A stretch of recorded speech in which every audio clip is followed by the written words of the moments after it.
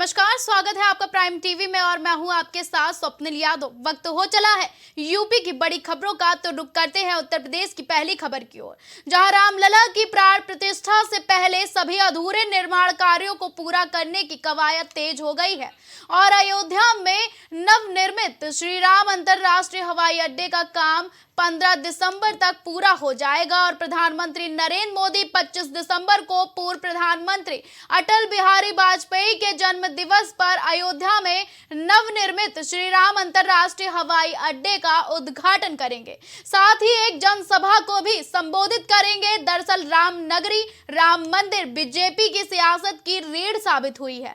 ऐसे में जब 2024 का चुनावी समर सामने है तो फिर कैसे बीजेपी इस अवसर को नुभाएगा और 25 दिसंबर को पीएम मोदी के अयोध्या आगमन को ऐतिहासिक बनाने की एक बार फिर कवायद तेज है। आपको बता दें कि रामलला की प्राण प्रतिष्ठा से पहले सभी अधूरे निर्माण कार्यों को पूरा करने की कवायद तेज हो गई है और आपको बता दें कि अयोध्या में नवनिर्मित श्री राम अंतरराष्ट्रीय हवाई अड्डे का जो काम है वो 15 दिसंबर तक पूरा हो जाएगा और इसके बाद प्रधानमंत्री नरेंद्र मोदी 25 दिसंबर को पूर्व प्रधानमंत्री अटल बिहारी वाजपेयी के जन्म दिवस पर अयोध्या में नवनिर्मित श्री राम अंतरराष्ट्रीय हवाई अड्डे का उद्घाटन करेंगे। आपको बता दें साथ ही साथ एक जनसभा को भी संबोधित करेंगे। ज्यादा जानकारी के लिए हमारे साथ दिवाकर जुड़ चुके हैं। दिवाकर, क्या कुछ अयोध्या में कार्यक्रम होंगे और इससे बीजेपी को कितना फायदा होने वाला है? अंतरराष्ट्रीय हवाई अड्डा बन रहा था जो कि अयोध्या को यानी कि राम नगरी को पूरे विश्व से जोड़ेगा। उसका उद्घाटन पहले कार्यक्रम जो है उसकी तारीख बढ़ाई गई है और अब ये कहा जा रहा है कि 25 दिसंबर को उद्घाटन होगा, वो भी प्रधानमंत्री नरेंद्र मोदी के हाथों में। आखिर इस बार 25 दिसंबर की ही तारीख जो तय की गई है, इसके पीछे भी एक बड़ा कारण है क्योंकि 25 दिसंबर को पूर्व प्रधानमंत्री स्वर्गीय भारत रत्न अटल बिहारी वाजपेयी जो है उनका जन्मदिन होता था, यानी कि जयंती है और उसी दिन इस एयरपोर्ट का उद्घाटन किया जाएगा। इसके पीछे कड़ी जो है वो ये है कि अटल बिहारी वाजपेयी कहीं न कहीं राम मंदिर आंदोलन से जुड़े रहे हैं। राम अटल जो नाम है, ये दोनों नाम एक साथ जो है वो बीजेपी के लिए चलते रहे हैं पूरे विश्व में और कहीं न कहीं बीजेपी ने हमेशा राम मंदिर को अपना मुद्दा बनाया है। जो विध्वंस हुआ था, जो एक प्रकार से कहा जाए कि अयोध्या जो है वो पूरी तरीके से बीजेपी के लिए चुनावी मुद्दा रही थी। तो जाहिर सी बात है कि अटल को नहीं भूला जा सकता और अटल से जुड़ा जो है वो राम मंदिर या फिर राम मंदिर से जुड़े जो है वो अटल रहे हैं। तो इन दोनों को अलग नहीं कर किया जाए, इसीलिए 25 दिसंबर की तारीख जो है वो निर्धारित की गई थी। जी दिवाकर, अटल बिहारी वाजपेयी के जन्म दिवस पर ही ऐसा मतलब उद्घाटन किया जाना है, इसके पीछे क्या कुछ रणनीति है बीजेपी की?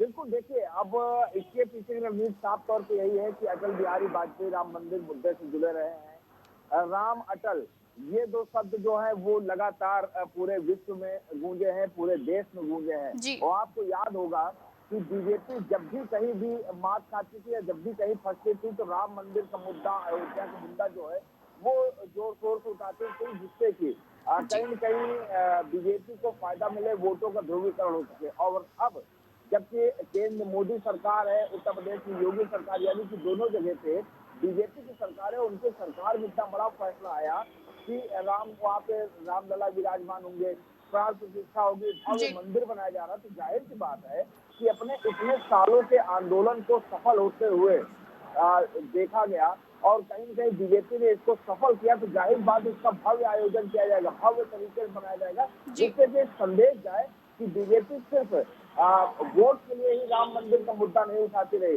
बल्कि उसकी आस्था जो है वो राम में। आपने देखा होगा इसके पहले लगातार कई बार जो प्रधानमंत्री नरेंद्र मोदी है वो अयोध्या आए हैं, उन्होंने रामलला के दर्शन किए थे और अब जब इंटरनेशनल एयरपोर्ट का उद्घाटन होने वाला है तो उसमें भी वो आने वाले हैं। अभी 22 जनवरी को प्राण प्रतिष्ठा जो है वो होनी है रामलला की, तो जाहिर बात है उसमें भी वो आएंगे। तो इस तरीके से 2024 का एक एजेंडा तय किया जा रहा है, यानी कि अगर राम मंदिर मुद्दे को एक बार फिर से, जब राम मंदिर का मुद्दा चल रहा था, जब राम मंदिर नहीं बना था तब भी ये बीजेपी के लिए प्राथमिक था और अब जब राम मंदिर बन चुका है और कहीं प्रतिष्ठा होने वाली, तो वो भी 2024 के लिए मुफीद साबित होगा। तो यही वजह है कि इतना बड़ा आयोजन किया जा रहा है। जी और अटल बिहारी वाजपेयी के जन्म दिवस पर जो भारत रत्न अटल बिहारी वाजपेयी उनकी जयंती पर कहीं उद्घाटन किया जा रहा है, क्योंकि ये कड़ियां हैं। देखिए, कड़ियां हैं, इसीलिए उन कड़ियों को जोड़ा जा रहा है। जी अयोध्या में इंटरनेशनल एयरपोर्ट बनेगा, तो उससे देश विदेश के लोग जो हैं वो सीधे अयोध्या उतर सकेंगे। जी अयोध्या में मंदिर बन रहा है, तो जाहिर बात है कि उद्योग धंधे वहाँ स्थापित होंगे। अभी कल ही प्राइम टीवी जो है इस खबर को चला रहा था कि अयोध्या में अब सुरक्षा के उपकरणों के लिए एक बड़ी इकाई बनने जा रही है। 75,000 करोड़ का निवेश जो है सुरक्षा उपकरणों के लिए हो गया है। तो जी जाहिर सी बात है कि कड़ी दर कड़ी जो है वो कहीं से अयोध्या बढ़ाया जा रहा है, और 2024 में इसका फायदा जो है वो बीजेपी की जरूर होता हुआ दिखाई जी देगा। जी, जैसे कि दिवाकर, लगातार राम मंदिर के निर्माण का कार्य चल रहा है, अब कितना कार्य जो है वो शेष रह गया है? अब बिल्कुल देखिए, लगातार राम मंदिर निर्माण कार्य चल रहा है। जी एयरपोर्ट जो इतना बड़ा प्रोजेक्ट था वो भी अब कहीं कहीं पूरा होने के कगार पे, और 25 दिसंबर को वो जनता के हवाले कर दिया जाएगा। जी 22 जनवरी को प्राण प्रतिष्ठा जो है वो हो जाएगी। अगर देखा जाए तो इसी सत्र में, यानी कि जो 2023-24 का सत्र है, इसी जी में पूरा राम मंदिर निर्माण हो जाएगा। लेकिन हालांकि इतना बड़ा राम मंदिर है, इतना बड़ा एरिया है, तो जाहिर बात है कि अभी सालों तक इसमें थोड़ा थोड़ा काम जो है वो होता रहेगा, क्योंकि इसको भव्य रूप दिया जाना है।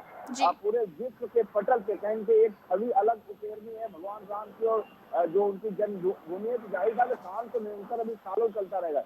लेकिन हाँ, जितना राम मंदिर का जो एक जी तैयार किया गया था खाका, वो जरूर 1 से 1.5 महीने में पूरा होने की जैसे कि आशंका जरूर दिवाकर, जताई जा जनता जानना चाहती है कि राम मंदिर, ये अंतर्राष्ट्रीय हवाई अड्डे के निर्माण के दिन अटल बिहारी वाजपेयी जी का जन्म दिवस भी है, उस दिन पीएम मोदी अयोध्या जाएंगे, तो क्या कुछ संदेश देंगे अयोध्या वासियों को?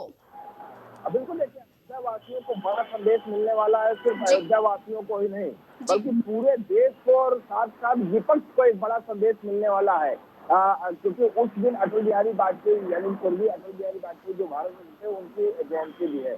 और उस दिन अगर एयरपोर्ट का उद्घाटन किया जाना, वो भी अयोध्या एयरपोर्ट का, तो जाहिर सी बात है जी कि इससे ये संदेश जाएगा कि स्वर्गीय अटल बिहारी वाजपेयी जो है वो राम मंदिर मुद्दे से जुड़े रहे हैं, राम मंदिर आंदोलन से जुड़े रहे हैं। और जी ऐसे में उन्हीं के जन्म दिवस के दिन वहाँ की एक कड़ी, मतलब राम मंदिर की एक कड़ी जो एयरपोर्ट, इंटरनेशनल एयरपोर्ट है, उसका उद्घाटन किया जाना एक जी अपने आप में बड़ा संदेश होता है। यही संदेश जो है वो बीजेपी देना चाहेगी कि हम अपने जो बुजुर्ग नेता रहे हैं, अपने जो दिवंगत नेता रहे हैं, जी जिन्होंने राम मंदिर से जुड़ के कहेंगे भगवान राम के लिए कार्य किया है, उनके लिए काफी ज्यादा मुश्किलें झेली हैं, उनको हम नहीं भूले हैं। जी ये संदेश जो है देने की कोशिश की जी जाएगी। ज्यादा जानकारी के लिए बहुत बहुत धन्यवाद।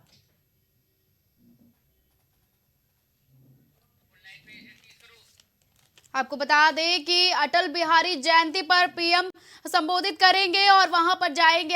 जैसा कि आपको बता दें कि लगातार जो है राम मंदिर का निर्माण चल रहा है। रामलला की प्राण प्रतिष्ठा से पहले सभी अधूरे निर्माण कार्यों को पूरा करने की कवायद तेज हो गई है और अयोध्या में नवनिर्मित श्री राम अंतर्राष्ट्रीय हवाई अड्डे का जो काम है वो 15 दिसंबर तक पूरा हो जाएगा और इसके बाद नरेंद्र मोदी, यानी कि प्रधानमंत्री नरेंद्र मोदी 25 दिसंबर को पूर्व प्रधानमंत्री अटल बिहारी वाजपेयी के जन्म दिवस पर अयोध्या में नवनिर्मित श्री राम अंतर्राष्ट्रीय हवाई अड्डे का उद्घाटन करेंगे। ज्यादा जानकारी के लिए हमारे साथ संजय राजन जुड़ चुके हैं, तो हम जानना चाहेंगे कि अयोध्या को कौन सी सौगात मिलेगी और अयोध्या वासियों के लिए ये अंतर्राष्ट्रीय हवाई अड्डे किस रूप में सौगात के रूप में दिया जाएगा?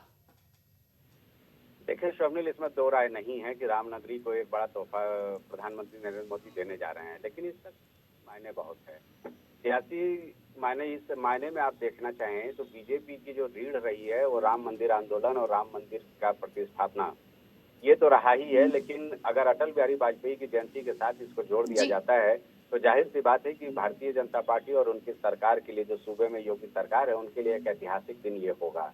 यहाँ से एक बड़ा संदेश देने की कोशिश होगी। बीजेपी की जो सियासी धुरी रही है, किस तरह से राम मंदिर आंदोलन के जरिए बीजेपी आज सूबे की ही नहीं बल्कि कई सूबे ही नहीं बल्कि देश के सर्वोच्च सत्ता पर काबिज है, इसमें कोई दो राय नहीं है। ऐसे में एक एक जो घटनाक्रम होने वाला है 22 जनवरी के पहले का, वो एक सियासी संदेश देने का काम करेगी और बीजेपी इस मौके को कतई गंवाना नहीं चाहती है। जी। प्रधानमंत्री खुद नरेंद्र मोदी कई बार रामलला का दर्शन कर चुके हैं। अब तो वो घड़ी भी आ गई है जब रामलला अपने नए मंदिर, भव्य मंदिर में प्रतिष्ठापित होने वाले हैं। संजय, हम जानना चाहेंगे कि अटल बिहारी वाजपेयी की जयंती पर पीएम मोदी खुद अयोध्या जाएंगे, तो क्या कुछ संदेश देंगे अयोध्या वासियों के लिए, क्या सौगात देंगे? देखिए, दो मुद्दे हैं, राम मंदिर और अटल बिहारी वाजपेयी। इनका अगर सियासी मायने निकालने की कोशिश की जाए तो भारतीय जनता पार्टी के लिए ये रीढ़ है उनकी सियासत का।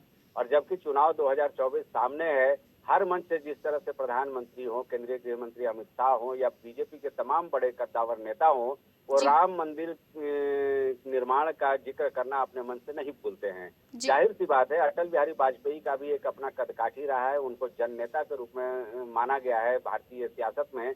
वो विश्व नेता थे। ऐसे में दो बड़ी चीजें हो जाती हैं कि 25 दिसंबर को एक तरफ जहां अटल बिहारी वाजपेयी का जन्मदिन है, उसमें पीएम मोदी उनको याद करने की कोशिश करेंगे। दूसरी इंटरनेशनल एयरपोर्ट है, श्री राम इंटरनेशनल एयरपोर्ट का उद्घाटन वो करने जा रहे हैं, तो वहां से एक बड़ा संदेश देने की कोशिश करेंगे। हिंदुत्व के एजेंडे को एक बार फिर धार देने की कोशिश होगी, जो आगे दूरगामी परिणाम देगा 2024 के लोकसभा चुनाव में।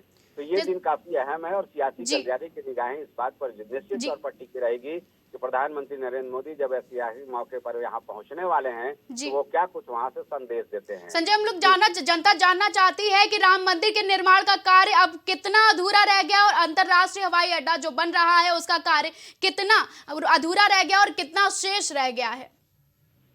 देखिए, राम मंदिर का एक जो निर्माण कार्य है वो तो आगे भी जारी रहेगा, लेकिन जहां रामलला को स्थापित करना है, जिसको गर्भगृह कहते हैं, उसकी तस्वीर हाल में ही आम लोगों के लिए जारी की गई है। एक भव्य मंदिर की रूपरेखा तैयार हो गई है, वो आकार लेना शुरू कर दी है। 22 जनवरी को प्राण प्रतिष्ठा होना है। 20 तारीख से ही कार्यक्रम का वहां पर आयोजन शुरू होगा। खुद प्रधानमंत्री नरेंद्र मोदी वहां मौजूद रहेंगे जब साधु संत रामलला को अपने गर्भगृह में स्थापित करेंगे। ये तो एक घटनाक्रम है, लेकिन इसका सियासी मायने भी निकालने की आवश्यकता है स्वप्निल इस मौके पर, क्योंकि राम मंदिर एक ऐसा मुद्दा रहा है भारतीय जनता पार्टी और राष्ट्रीय स्वयंसेवक संघ के लिए, जिसको लेकर के लगातार सियासत काफी तेज होती रही है। विपक्षी दल इसको कहते हैं कि हिंदुत्व के एजेंडे के जरिए वो जहर घोलने का काम करती है भारतीय जनता पार्टी, लेकिन भारतीय जनता पार्टी का जो काफिला है, उनका जो रथ है जीत का, वो लगातार आगे बढ़ता जा रहा है। हाल में हुए 5 राज्यों के चुनाव का परिणाम आपके सामने है कि किस तरह से मोदी मैजिक के आगे राहुल मैजिक फेल हो गया और वहां पर 3 राज्यों में उन्होंने अपनी सत्ता कायम करने में सफलता हासिल की। जाहिर सी बात है 2024 को लेकर के रोड मैप बिल्कुल बीजेपी का तैयार है और राम मंदिर का जो निर्माण कार्य है, राम मंदिर में रामलला का जो नए राम मंदिर में स्थापना का जो कार्यक्रम है, आयोजन है, इसको 2024 तक भुनाने की पूरी कोशिश की जाएगी। और हमें लगता है कि जनमानस भी इस ओर आकर्षित होती है। इस बात को भारतीय जनता पार्टी पूरी तरह से समझ चुकी है। जी, ज्यादा जानकारी के लिए बहुत बहुत धन्यवाद।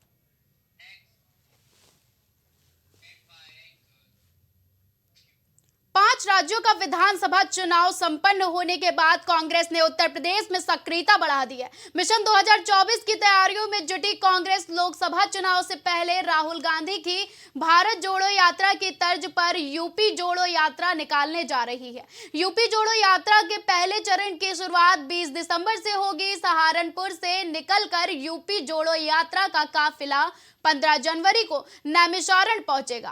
कांग्रेस यूपी जोड़ो यात्रा निकालकर प्रदेश में माहौल बनाने की कोशिश करेगी। बता दें कि कांग्रेस ने यात्रा के नाम में बदलाव किया है। पहले परिवर्तन यात्रा के नाम से यात्रा निकालने की तैयारी की जा रही थी, लेकिन पार्टी ने इसका नाम बदलकर यूपी जोड़ो यात्रा नाम रखा है। दरअसल यात्रा के जरिए कांग्रेस बीजेपी की जन विरोधी नीतियों के बारे में बताएगी।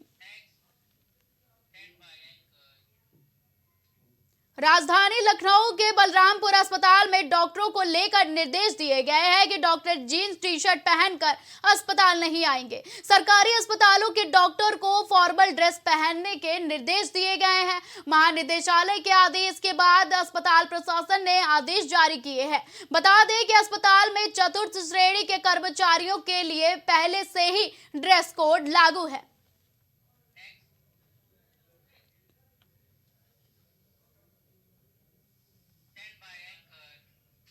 अखिल भारतीय ब्राह्मण महासभा लखनऊ में ब्राह्मण महाकुंभ इंदिरा गांधी प्रतिष्ठान में 14 दिसंबर से 2023 को आयोजित कर रहा है और इसका महाकुंभ में दिल्ली एनसीआर के साथ पश्चिमी उत्तर प्रदेश के कार्यकर्ता डासना देवी मंदिर में इकट्ठा होंगे। इसके बाद सभी लोग भगवान परशुराम का आशीर्वाद लेकर उनके शस्त्र और प्रतीक चिन्ह 151 फरसों के साथ लखनऊ के लिए रवाना होंगे। वहीं अखिल भारतीय ब्राह्मण महासभा के प्रभारी श्रवण कुमार शर्मा ने बताया कि विधान परिषद सदस्य चंद शर्मा यात्रा को हरी झंडी दिखाकर रवाना करेंगे और श्रवण कुमार शर्मा के मुताबिक इस कार्यक्रम में मुख्य अतिथि और मुख्य वक्ता जगत गुरु राम भद्राचार्य हैं और साथ ही श्रवण कुमार शर्मा ने अधिक से अधिक लोगों को लखनऊ पहुंचने की अपील की है।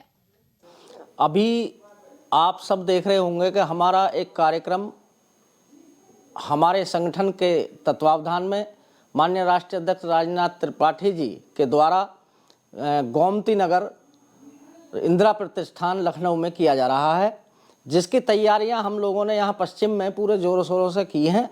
और इसमें हमारे मुख्य अतिथि, मुख्य वक्ता परम पूज्य जगत गुरु पद्म विभूषित श्री राम भद्राचार्य जी महाराज आ रहे हैं और सभी लोग हमारे समाज के और जो सनातनी लोग हैं वो सभी उनके आशीष वचन सुनने के लिए जाएंगे, ऐसी मेरी कामना है। और हमने यहाँ से, क्योंकि 14 दिसंबर का ये लखनऊ में कार्यक्रम है, तो उसी के क्रम में हमने 13 दिसंबर को, कल को हमने एक कार्यक्रम डासना से रखा है कि यहाँ भगवान परशुराम जी की प्रतिमा है, उस पर माल्यार्पण कर उनको नमन करके हम उनका आशीर्वाद लेकर भगवान परशुराम के शस्त्र, भगवान परशुराम का फरसा जो एक प्रतीक चिन्ह के तौर पर हम लेके यहाँ से सभी जो भी हमारे ब्राह्मण बंधु यहाँ आ रहे, एकत्रित हो रहे हैं, वो 151 फरसे हमने तैयार कराए हैं, उन्हें लेकर यहाँ से लखनऊ के लिए रवाना। कानपुर जिले में एक हैरान कर देने वाला मामला सामने आया है, जहां कई सालों से लोगों को झांसा देकर पैसों की वसूली करने के आरोप में मोहम्मद शब्बीर को जाजमऊ पुलिस ने गिरफ्तार कर लिया है। जहां आरोप है कि शब्बीर अपनी पहुंच ऊपर तक होने की बात बताकर पीड़ितों को जाल में फंसाता था। वहीं जाजमऊ थाना क्षेत्र के अंतर्गत रहने वाले मोहम्मद वसीम ने जाजमऊ थाने में एक तहरीर दी, जिसमें बताया गया कि उनके बेटे को जेल से निकालने के बाद और उसकी सजा कम कराने का झांसा देकर मोहम्मद शब्बीर ने 1 लाख रुपए एडवांस में लिए थे, जबकि बाकी पैसा बाद में दिए जाने की बात हुई थी। हालांकि कोर्ट के फैसले मोहम्मद वसीम के पक्ष में नहीं आया और उनके बेटे को सजा हो गई। इसके बाद जब मोहम्मद शब्बीर ने से अपने पैसे मांगने शुरू किए तो उसने उसके बेटे को जेल में मारने, पीटने और जान से मारने का भय दिखाकर 50,000 रुपए रंगदारी मांगी। फिलहाल पुलिस ने मोहम्मद शब्बीर के खिलाफ मुकदमा दर्ज कर गिरफ्तार कर लिया है। जाजमऊ निवासी एक व्यक्ति मोहम्मद शब्बीर की गिरफ्तारी हुई है और मुकदमा 386, 406, 504 और 506 धाराओं में दर्ज किया गया है। जाजमऊ थाने में मोहम्मद वसीम ने एक FIR दर्ज की थी कि उनसे 1 लाख रुपए मोहम्मद शब्बीर ने न्यायपालिका में एक कार्य करवाए जाने के लिए, सज़ा नहीं दिलवाए जाने के लिए एज एडवांस लिया था और बाकी उनका कहना है कि काम होने के बाद दिए जाने की बात थी। हालांकि न्यायपालिका में निर्णय जो है वो उनके खिलाफ गया, सज़ा हुई और जिसके बाद इन्होंने अपने पैसे वापस मांगने शुरू किए। इसी क्रम में उन्होंने थाने में लाकर FIR दी है और उनकी प्रथम सूचना रिपोर्ट का परीक्षण किए जाने के उपरांत तथ्यों को देखते हुए प्रथम सूचना रिपोर्ट 386 और संबंधित धारा 406, 504, 506 में दर्ज किया गया है।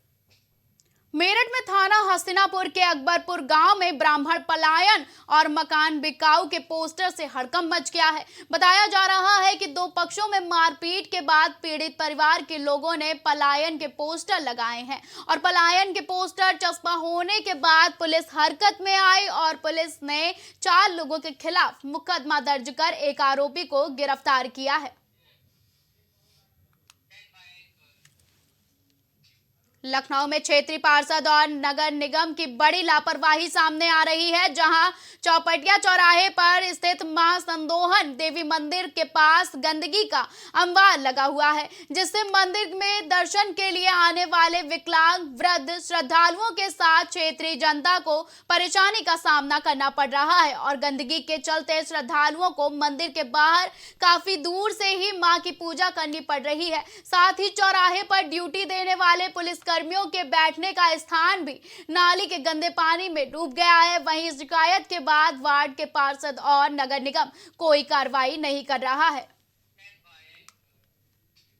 राजधानी दिल्ली और एनसीआर में सर्दी बढ़ गई है और केंद्रीय प्रदूषण नियंत्रण बोर्ड के अनुसार दिल्ली में वायु गुणवत्ता सूचकांक बहुत खराब श्रेणी में बने रहा है। वहीं आज सुबह आईजीआई एयरपोर्ट पर 355, न्यू मोती बाग में 368 और पंजाबी बाग में 397 AQI दर्ज हुआ है।